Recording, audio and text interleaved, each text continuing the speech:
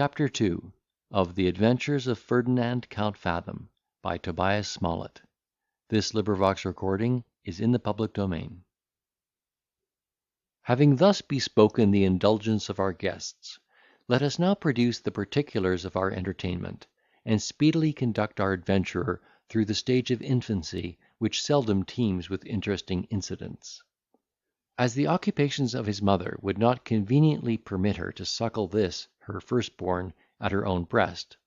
and those happy ages were now no more in which the charge of nursing a child might be left to the next goat or she-wolf, she resolved to improve upon the ordinances of nature, and foster him with a juice much more energetic than the milk of goat, wolf, or woman. This was no other than that delicious nectar, which, as we have already hinted, she so cordially distributed from a small cask that hung before her, depending from her shoulders by a leathern zone. Thus determined, ere he was yet 12 days old, she enclosed him in a canvas knapsack, which, being adjusted to her neck, fell down upon her back and balanced the cargo that rested on her bosom. There are not wanting those who affirm that, while her double charge was carried about in this situation, her keg was furnished with a long and slender flexible tube, which, when the child began to be clamorous, she conveyed into his mouth, and straight he stilled himself with sucking. But this we consider as an extravagant assertion of those who mix the marvellous in all their narrations, because we cannot conceive how the tender organs of an infant could digest such a fiery beverage, which never fails to discompose the constitutions of the most hardy and robust.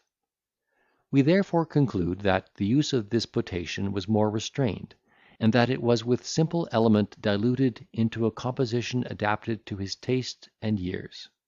Be this as it will, he certainly was indulged in the use of it to such a degree as would have effectually obstructed his future fortune, had not he been happily cloyed with the repetition of the same fare, for which he conceived the utmost detestation and abhorrence, rejecting it with loathing and disgust, like those choice spirits who, having been crammed with religion in their childhood, renounce it in their youth, among other absurd prejudices of education.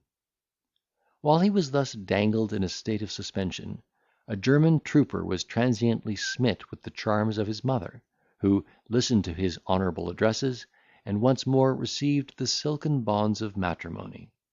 the ceremony having been performed as usual at the drumhead. The lady had no sooner taken possession of her new name, than she bestowed it upon her son, who was thenceforward distinguished by the appellation of Ferdinand de Fathom. Nor was the husband offended at this presumption in his wife, which he not only considered as a proof of her affection and esteem, but also as a compliment,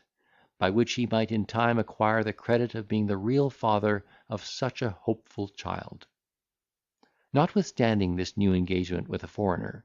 our hero's mother still exercised the virtues of her calling among the English troops, so much was she biassed by that laudable partiality which, as Horace observes, the natale solum generally inspires.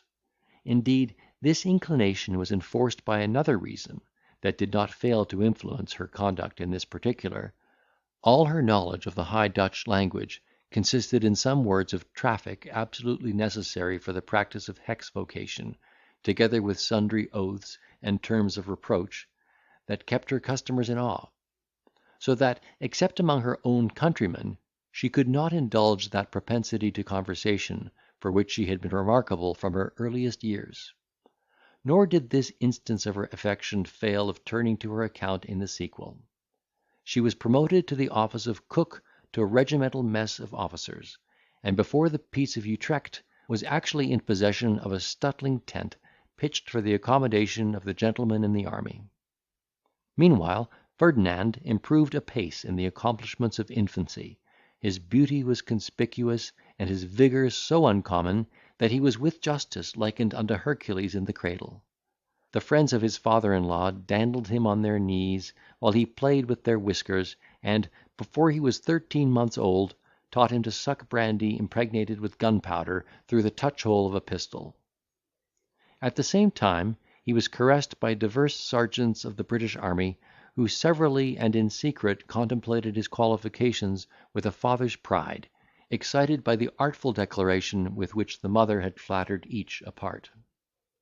Soon as the war was, for her unhappily, concluded, she, as in duty bound, followed her husband into Bohemia, and his regiment being sent into garrison at Prague, she opened a cabaret in that city, which was frequented by a good many guests of the Scotch and Irish nations, who were devoted to the exercise of arms in the service of the Emperor.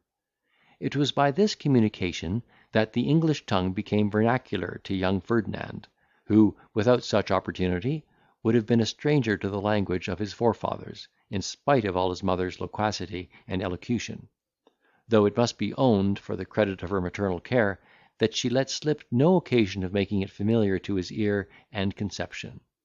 For, even at those intervals in which she could find no person to carry on the altercation, she used to hold forth in earnest soliloquies upon the subject of her own situation, giving vent to many opprobrious invectives against her husband's country, between which and Old England she drew many odious comparisons; and prayed without ceasing that Europe might speedily be involved in a general war, so as that she might have some chance of re-enjoying the pleasures and emoluments of a Flanders campaign. Chapter 2.